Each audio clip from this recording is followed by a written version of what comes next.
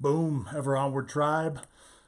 August Commander's Coffee. I'm late in the month for this round, so I've been scrambling and behind.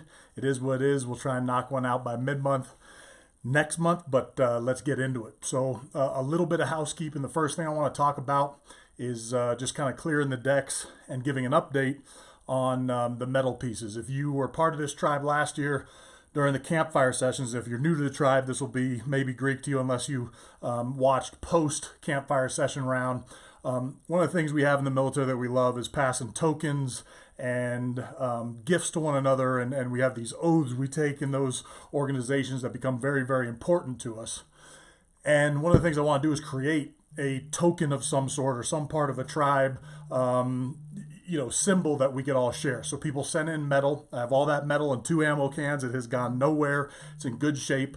But I basically figured out that I need to find a metallurgist or someone who knew how to, smelt down metal in a way that would work. And I think I finally found the right person to do it. So I've got a good buddy that's in advanced design, engineering, and 3D printing of metal. He and I have come up with, I think, a good solution for what we're looking for. I can't do a coin or something that's been done before, so it's very important to me that it's something special and unique. So we're getting close. I should have an update by next month as to what it's going to be or how far along we are, but I'm close to getting it done. For those of you that have been sending me appropriate hate mail on what is an update on the metal, that's it. It will not fall off my plate. We'll get it done, and then I'll figure out a way to pass it to the tribe. So I appreciate your patience on it. I usually set up my Commander's Coffee with an axiom or some teaching point that really drives the conversation.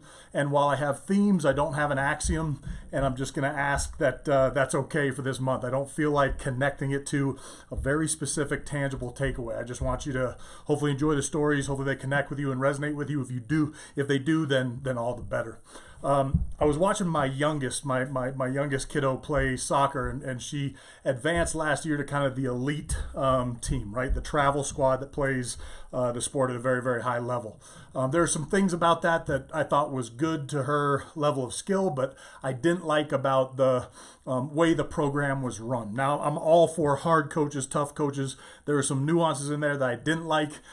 Seemed very, very high stakes, high pressure for an 8-year-old. And while I'm willing to throw her into the fire, it felt early. And more than anything, she just really wasn't into it. We just kind of figured out that at the start of this year, she said she wanted to do it. I think it was more about the friendships, less about the playing. And she wasn't into it. So we pulled out. I told her that she has to choose something else. We're not going to do nothing. So she's going to find another activity. And she even listed a few of those activities that I could tell she wasn't really jazzed about. And I said, sweetheart, one thing I want you to concentrate when it comes to doing this.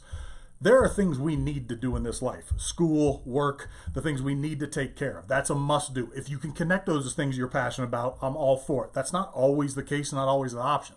But when it comes to your extracurricular activities, the things that you get to choose to do, that you should be jumping out of bed to go do. You should be running out of the vehicle to go play or act or dance or move or whatever that thing might be. Don't make your extra stuff something you're not passionate about. Hunting, fishing, combat arts, the things that I enjoy. I can't wait to go do those things. And so I want that to be the same for you. So I guess the concept I want to think about is kind of finding your passion. I had a strange intersection between that story and another friend of mine that kind of connected these weird kind of phases of my life. In that I have a friend that started a company. I'm on his advisory board. He has designed an absolutely gorgeous project that I think is going to be staggeringly successful, and it's fun to be a part of. But as we were talking at an advisory board meeting just a month or two ago, he asked me, what I'm doing, where I'm going. I said, I'm actually trying to figure that out right now. I feel like there's some new ridgeline I need to hunt for, shoot for, and I haven't quite identified it. And he kind of did the classic, well, if you could do anything, what would that be? And I think he said it from a place of where very few people actually can answer that, that they will or have done that. And he said, what would that thing be? And I said, I did it.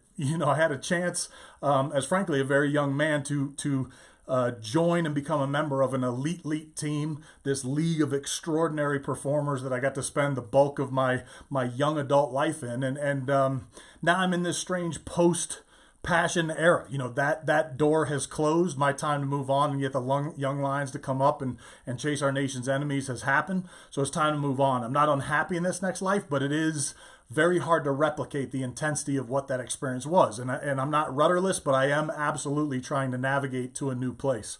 It really made me think of this kind of, my passion era and then this post-passion era, which I will replace absolutely with the right passion when I find it, but I'm searching it.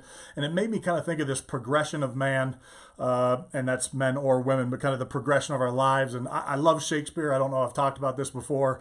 There's very few people in history that have ever written about the human condition with more specificity, intensity, and beauty than him. And he has this, one of his famous poems is very much, it's called The Seven Stages of Man. It's from As You Like It. To very much distill it down, which is about the best you can hope to do with Shakespeare. It's these phases of framed of a man's life, which is, kind of the helpless infant, the whining schoolboy, then it progresses to the emotional lover, into the very dedicated soldier. After the soldier, you get into kind of the wise, I think he calls it a judge, but I'd say the wise man, for lack of a better term, into the old man, the elderly, which you hope to find a little bit of philosophy, into the very old man that's about to face death. I feel like I know where I am on this continuum right now, where I'm bridging between two gaps of that progression. But I find myself definitely in a little bit of a time where I'm really seeking out that which will give me passion, that which will make me jump out of bed and attack it. And I'm going to keep you posted on what that looks like. What I'd say for you is constantly, pursue or at least do a deep dive into who you are, what sets you on fire. I think who we are changes constantly. I think there's non-negotiables you need to keep in your life, but I think it is one of those things that changes as we move through life. Be aware of those changes and adjust based on those. If there's something you're doing that fed you at one point of your life, but now you have no fire for, it might be time for a pivot. It might be time for a change. So I wish you all the best on your path. I'm going to keep you posted on mine, and from what I learned from it, I will share it with you. Thank you so much for being with me. Ever onward.